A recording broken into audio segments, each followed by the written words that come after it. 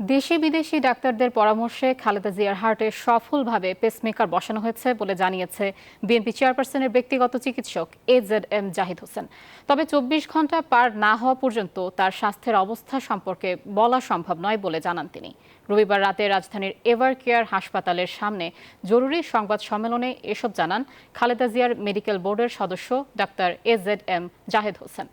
জানান, হার্টে পেসমেকার স্থাপনের পর খালেদা জিয়াকে করোনারি কেয়ার ইউনিট CCU-তে 72 ঘন্টা নিবিড় পর্যবেক্ষণে রাখা হয়েছে।